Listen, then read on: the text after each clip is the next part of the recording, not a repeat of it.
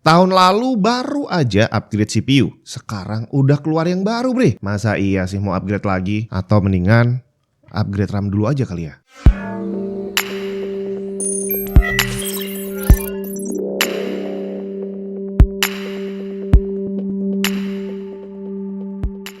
Butuh informasi lebih tentang teknologi monitor? Pengen tahu review monitor gaming inceran kamu? Langsung aja ke YouTube channel Grey to Grey. Masih dipegang oleh tim Tech and Tips tapi fokusnya hanya untuk display. Pelan-pelan semua yang berhubungan dengan monitor bakal dialihkan ke sana bre. Langsung aja klik linknya ada di bawah. Jadi ceritanya tahun lalu saya memutuskan untuk pakai Ryzen 7 7800X3D karena waktu itu dia dinobatkan sebagai CPU gaming terkencang di dunia bre. Gaming lo ya. Nggak terasa udah ada penggantinya 9800X3D yang lebih kenceng bre.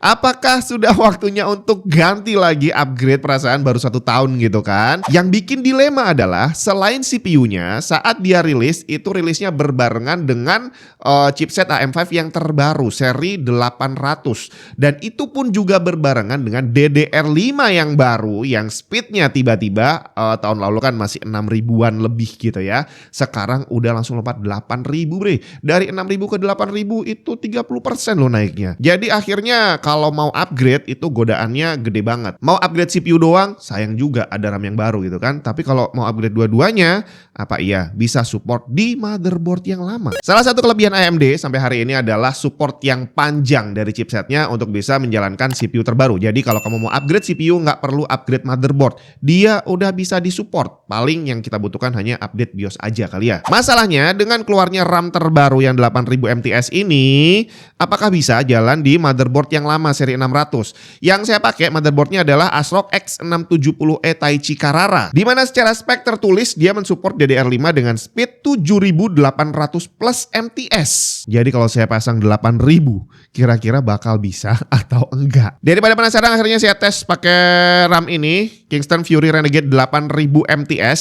Dan di sini enaknya nih ya walaupun dia tertulis support 8000 dimana kalau kamu nanti setting XMP-nya atau Expo-nya langsung ke 8000, ternyata kita dikasih bukan hanya satu setting Expo, tapi ada 3 bre, 8000, 7600, dan 7200. Jadi in case kamu udah aktifin 8000 tapi sistemnya nggak stabil, tenang aja, nggak perlu ganti RAM, kamu tinggal turunin aja ke 7600, kalau masih nggak stabil turunin lagi ke 7200, tanpa perlu ganti RAM lagi. Kingston Fury Renegade ini berkapasitas 32 GB 2x16 dengan CL384848 1,45 volt XMP. Tertulisnya sih XMP certified, tapi di depan ini ada tulisan Intel dan AMD dan biasanya sih ya bisa-bisa aja walaupun nanti munculnya di motherboard namanya bukan Expo, kalau nggak salah ada yang muncul XMP, ada yang muncul DOCP juga, tapi nggak masalah. Kurang lebih semuanya punya sistem kerja yang hampir mirip. Sekarang kita lihat gimana Ryzen 7 7800X3D yang dipasang di motherboard ASRock Taichi Carrara X670E. Apakah bisa menjalankan 8000 MTS? Oh ya, untuk memastikan compatibility dengan hardware terbaru karena RAM-nya ini kan dirilis jauh setelah motherboardnya rilis gitu ya. Saya lakukan update BIOS ke BIOS yang terbaru tapi yang bukan beta.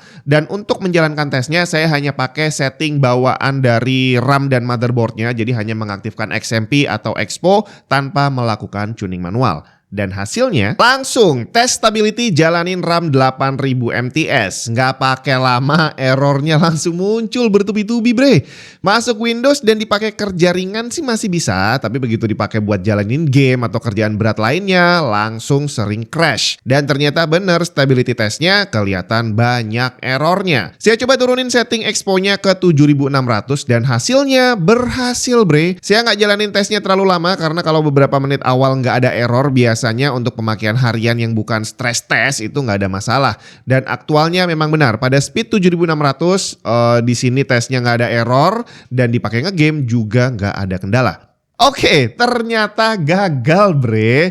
Tapi yang gagal di sini saya nggak tahu apakah CPU-nya yang nggak bisa atau motherboardnya yang nggak bisa. Karena dua-duanya mungkin nih. Soalnya AMD bilang bahwa untuk Ryzen 7000 RAM DDR5 yang paling optimal adalah yang speednya 6000 MTS. Mereka bilang paling optimal, bukan maksimal. Jadi seharusnya atau at least ada kemungkinan masih bisa. Sedangkan dari motherboardnya tadi udah kita lihat dia tertulis hanya bisa 7800. Dipakai jalanin 8000 8.000 nggak bisa? Bisa sih, tapi nggak stabil. Tapi di 7.600 lancar jaya. Apakah berarti motherboard atau CPU-nya? Karena penasaran, saya tes lagi, tapi kali ini ganti motherboard, bre. Yang saya pakai adalah Asus TUF Gaming X870 plus Wi-Fi yang sudah pasti support memori lebih dari 8.000 MTS. Dan masih sama, CPU-nya adalah Ryzen 7 7800X3D dan settingnya adalah setting manual XMP, DOCP ataupun Expo yang ada di sistemnya, di BIOS-nya ya. Jadi saya tidak lakukan tuning manual. Gimana hasilnya? Ryzen 7 7800X3D bisa menjalankan Kingston Fury Renegade di 8.000 MTS tanpa kendala. Langsung lancar, nggak ada error, dan dipakai buat ngegame juga nggak ada masalah. Waktu saya coba turunin ke 7.600 juga sama, bre, nggak ada kendala. Berarti motherboardnya kali ya? Ternyata bisa, bre. Jadi setelah ganti motherboard, RAM-nya jadi bisa jalan 8.000 dengan CPU yang sama. Tinggal permasalahannya adalah tadi kalau kita balik ke kata-katanya AMD, mereka bilang bahwa performance optimal yang bisa dijalankan oleh Ryzen 7000 adalah DDR5 6000. Lebih dari itu seharusnya tidak ada peningkatan performance yang bisa kita rasakan. Apakah benar begitu? Berarti saya harus tes lagi, dan kali ini saya langsung bandingin aja pakai Ryzen 7 9800X3D. Apakah RAM yang sama bisa punya performance yang berbeda kalau menggunakan CPU yang berbeda atau performance-nya sama aja? Dan yang saya tes tentu saja hanya performance dari RAM-nya. Hasilnya Ryzen 7 9800X3D tentu saja sudah bisa menjalankan 8000 MTS dengan santai karena memang dia CPU baru yang sudah kodratnya bisa jalanin DDR5 dengan speed yang lebih tinggi. Yang menarik adalah perbandingan performance RAM yang sama saat dijalankan di Ryzen 7 7800X3D. Kita lihat dari latency. Pada kecepatan 8000 MTS, ternyata RAM DDR5 berjalan dengan latency yang lebih rendah jika menggunakan Ryzen 7 9800X3D. Baik latency pada cache CPU L1, L2, L3 maupun latency pada memorinya sendiri. Artinya, respons memori akan lebih cepat saat menggunakan Ryzen 7 9800X3D. Read bandwidth kondisinya juga sama. Terlihat pada 9800X3D bandwidthnya lebih gede, terutama pada L1 dan L2 cache yang perbedaannya 14 dan 57%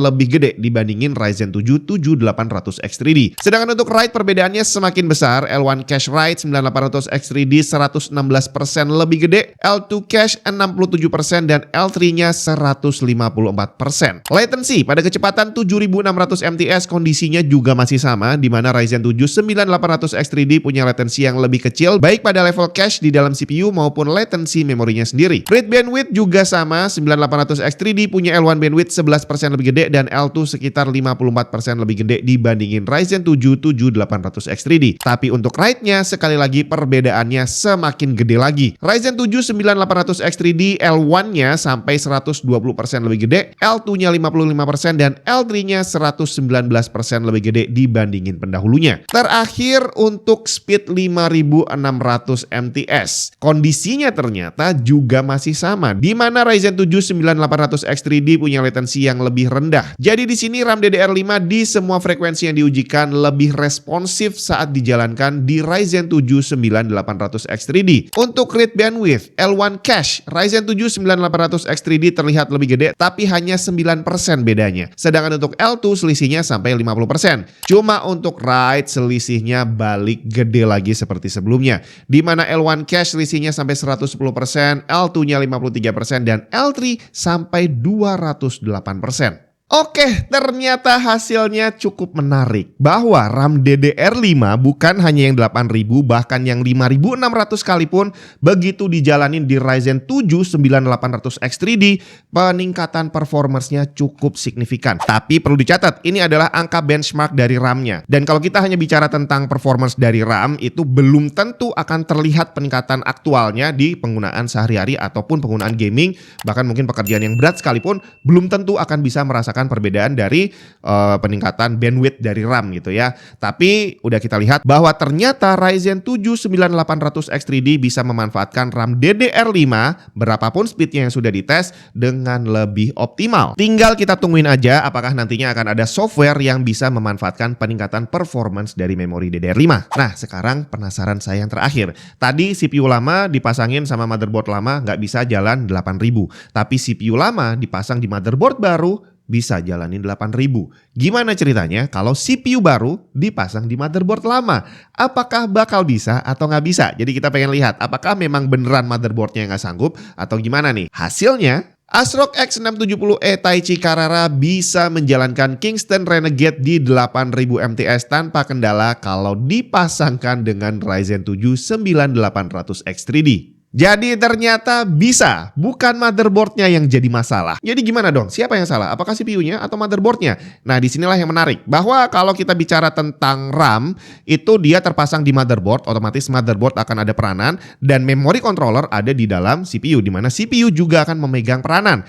Nah, berarti namanya compatibility itu harus tiga-tiganya, nggak bisa salah satu. Makanya kalau di motherboard kita lihat ada QVL. Bahwa RAM seperti ini bisa disupport di satu motherboard, belum tentu akan support juga secara penuh di motherboard yang lain.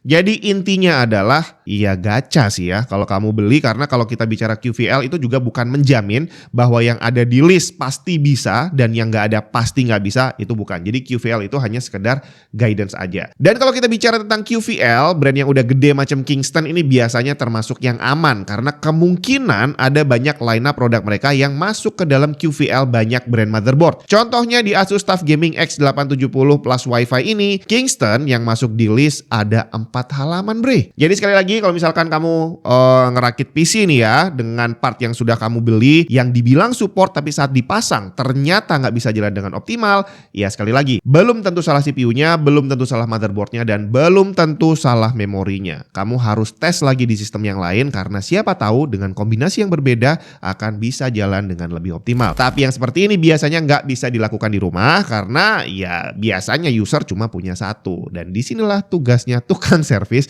untuk bantuin para user. Semoga bermanfaat.